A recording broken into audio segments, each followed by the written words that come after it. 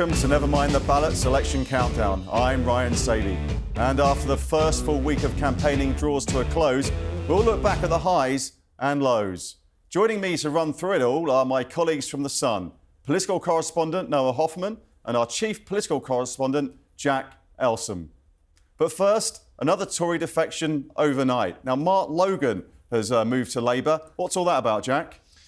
Well, yes, Mark Logan, the Tory MP, well, previously Tory MP, Parliament's been dissolved now, for Bolton, a big Brexiteer, fell in that famous Red Wall ambush that Boris Johnson led back in 2019, came out last night and said that actually, while he may not be standing in the next election, he is going to be endorsing the Labour Party. Obviously not helpful for Rishi Sunak to have those headlines, although I think there's a certain amount of bandwagon jumping here. You know, a lot of Tory MPs or Tory people are seeing Labour ahead in the polls and think, yeah, I want a piece of that, and to sort of soak up the glory as part of it. He's not very well known. Bit of a no mark, to pardon the pun, with Mark Logan. I think, while it may not be fantastic for the Prime Minister, you'd urge voters potentially to see it as what it is, a bit of a cynical jump. Is this just another headache for Rishi Sunak? Because we've seen several defections over the past few weeks or so, whether it's Natalie Elphirk or Dan Poulter. Is this just another headache that Rishi Sunak just doesn't need on the eve of an election? Yeah, he doesn't need it. He doesn't need a headline saying former Tory MP endorses Labour.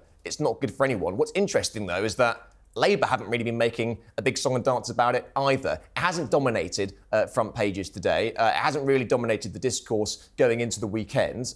It might have done if Parliament was still sitting, but in the election campaign, it's not really a big deal. Yeah, that's right. And no, Keir Starmer has been weighing up whether to let Diane Abbott back into the party and whether to stand as a candidate. What's going on there? Yes, Sir Keir Starmer. Oh, sorry, I meant Sir Keir Starmer. Has conducted, his big purge of the lefties. He's trying to get rid of the embarrassing Corbynites so that he can have a strong, big Blairite government where they can pass legislation without the headache of the far left, wanging on about Cuba or whatever else they want to go on about. Where there's been a spanner in the works has been with Diane Abbott, because you have characters like Lloyd Russell Moyle, like Faiza Shaheen, potentially even like Afsana Begum, who a lot of people have a sort of less of an issue with them being part of the sort of cull, because they don't have the history and they don't have the iconic status that Diane Abbott has. So I don't think the purge was planned out or was well thought out enough to avoid having this stumbling block when it comes to Diane Abbott, because she sort of you look past her views on, say, being a bit warm towards Russia or a bit weird about issues around Jewish people. And I'm saying that as a Jewish person, because she holds so much history and so much iconic status in being the first black female MP, something that the other candidates don't have. So what he's going to have to do is really come to a decision, because he doesn't want to let this roll on for too much longer. I think the whole issue will be sort of forgotten as time passes, as potentially as a new government, a dawn on a new government rises.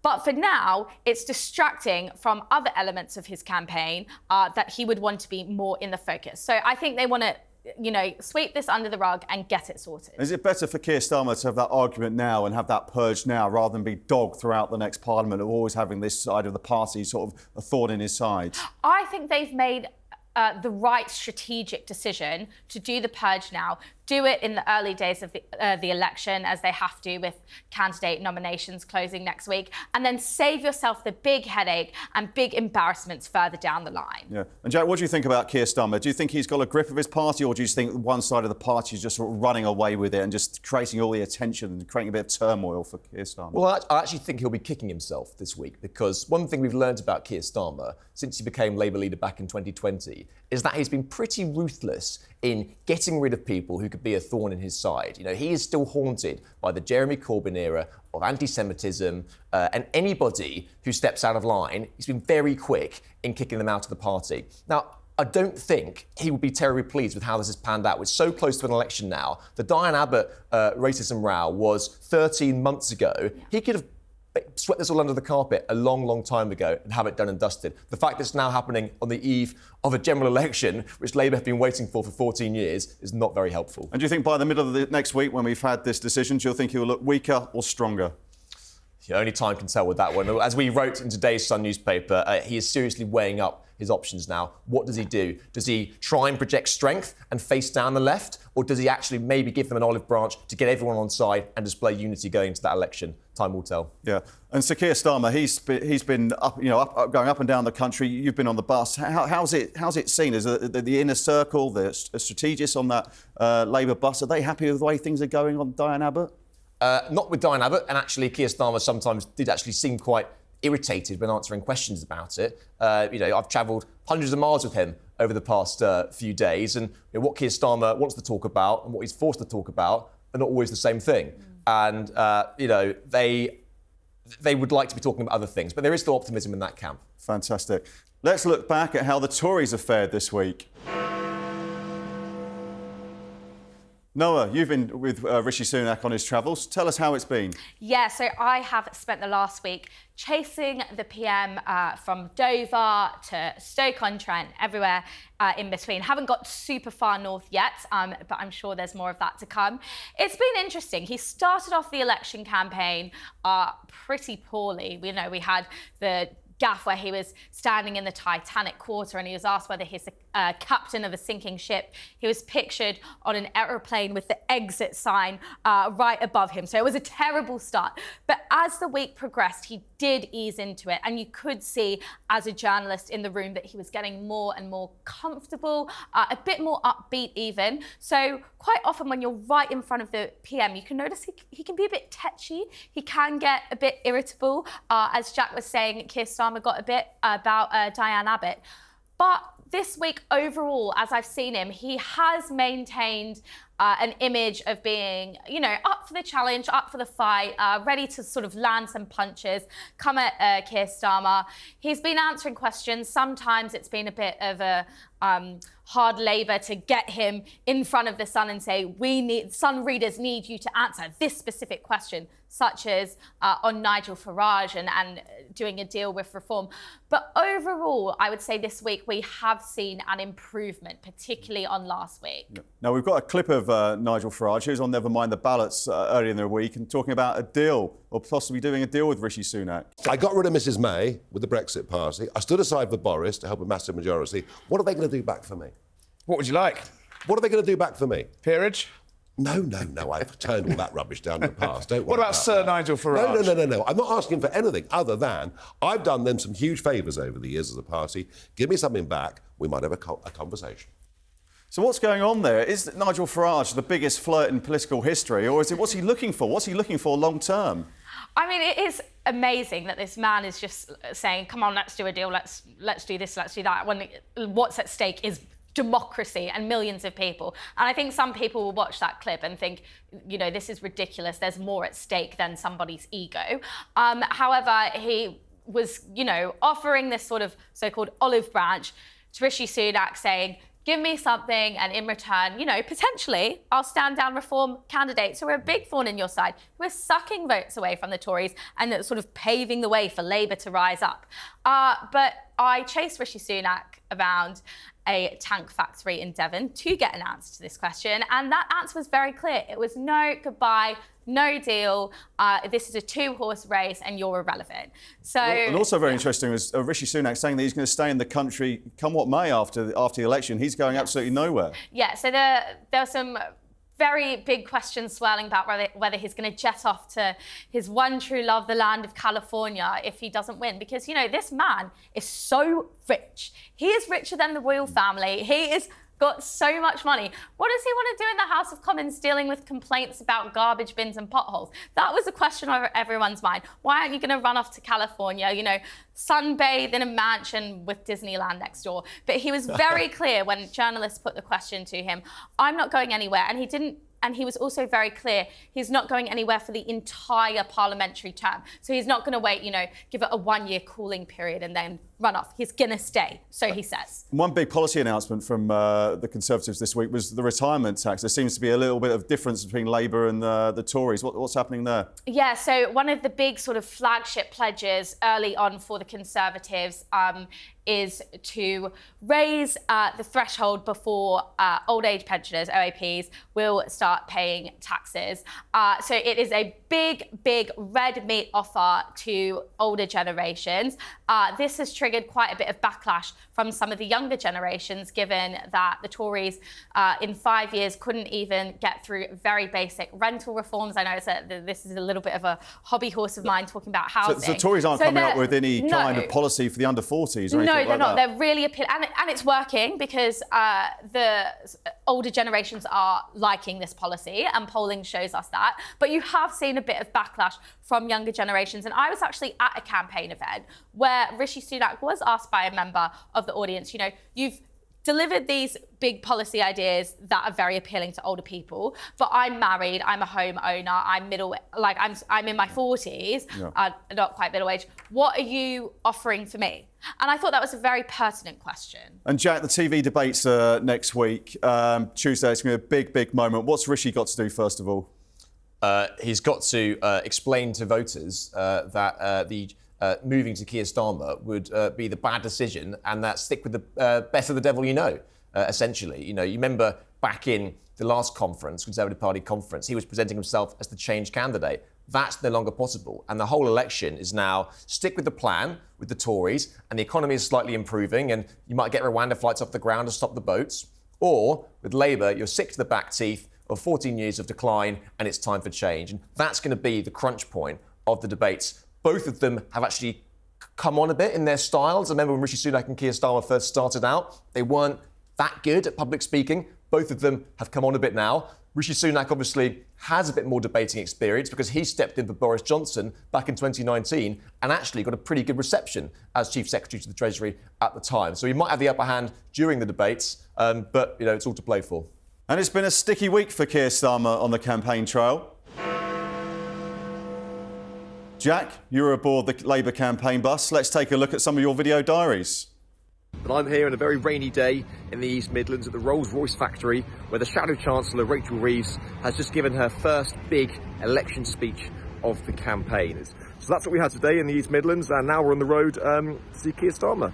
And we're here in Wales, where Keir Starmer has just launched his Welsh election campaign. Now, some big issues which he's been talking about. Obviously, he came into this speech with serious questions about the fate of left-winger veteran MP Diane Abbott. Hello, this is the Labour press campaign bus full of the journalists who are travelling around the country with Keir Starmer for his general election campaign. We're currently going through some glorious countryside somewhere on the English-Welsh border.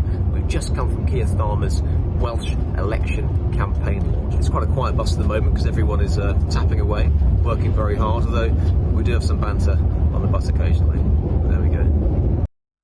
Now, it feels like there probably hasn't been a service station you haven't been to this week, Jack. But What's the banter on the bus? What have we learned from Labour this week? Keir Starmer and Rachel Reeves, particularly when it comes to tax and other policies. Yeah. What have we learned? I've been here, there, and everywhere. To Sussex, to Derby, to Worcester, to Wales, and now finally back to London.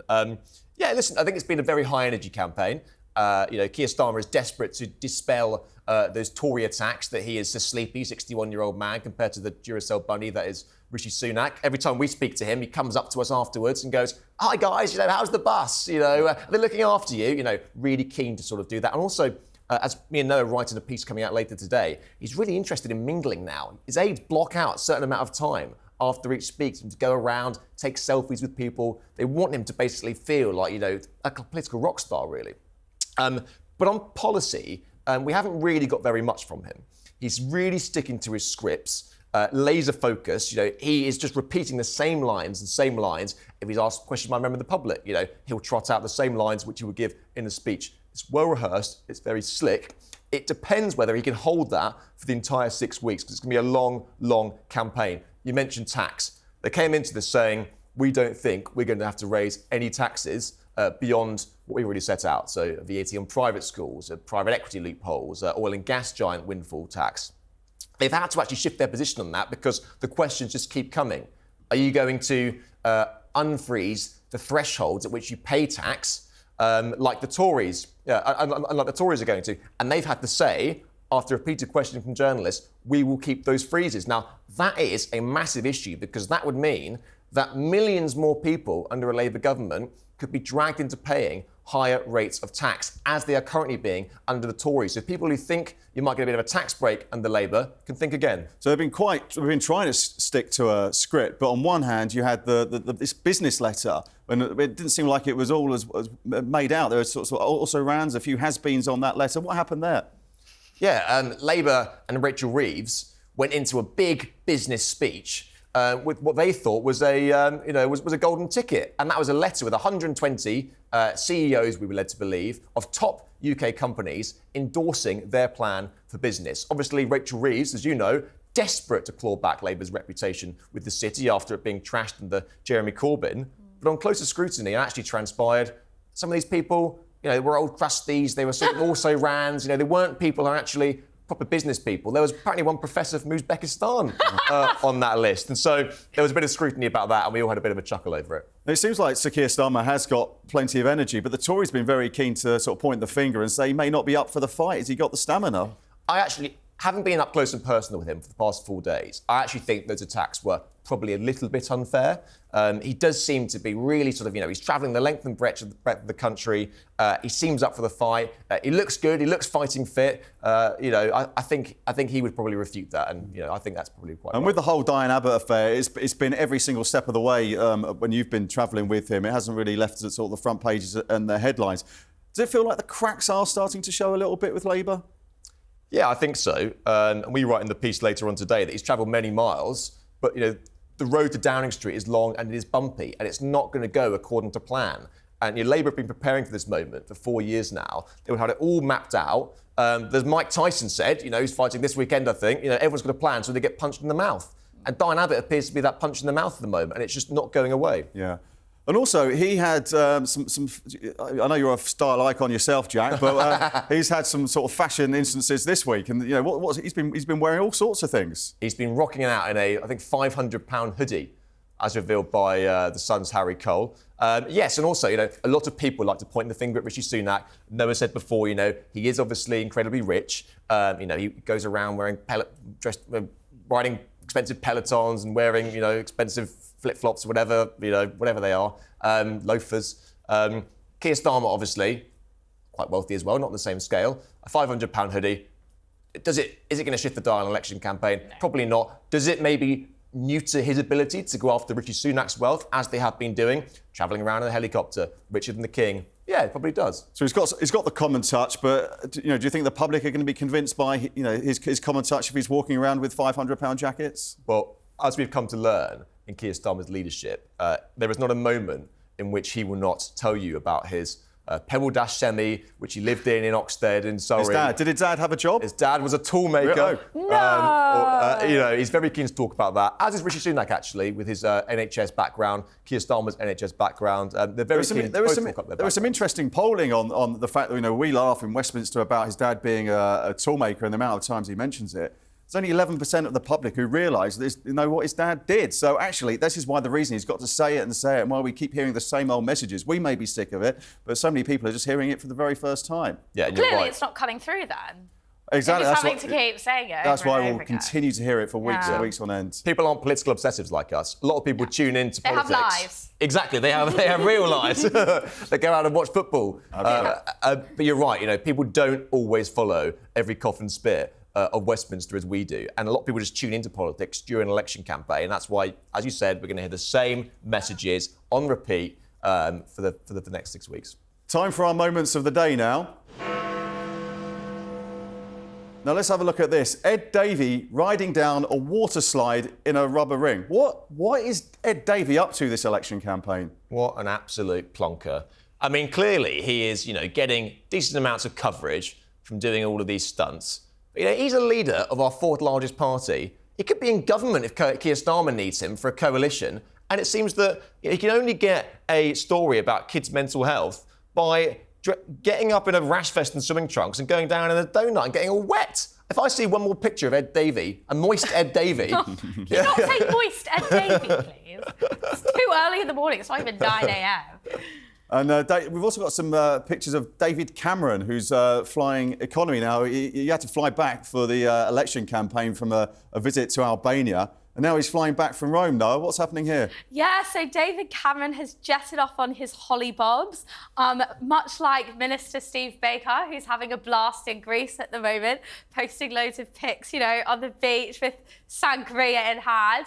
But yeah, it seems that David Cameron has adopted a somewhat similar attitude to his ministerial colleague and decided that, he wanted a break, but he rushed back, allegedly, to hit the campaign trail, although he still seems to be doing a lot of work in his foreign secretary capacity. I don't think we've seen as much of him as you would imagine a sort of more iconic figure should be paraded around during a campaign. We just haven't seen that. And also, Rishi Sunak flew back from Devon. This was just after that he was gushing about train travel. Is this a bad look for Rishi Sunak, with his mode of transport everywhere he goes? I'm in two minds about this. Listen, you're always going to get people pointing the finger at Rishi Sunak if he says that train travel is fantastic, I love travelling by train, and then he hops on a private jet, which most people will never go on in their lives. On the other hand, Prime Ministers do need to get around, often pretty quickly,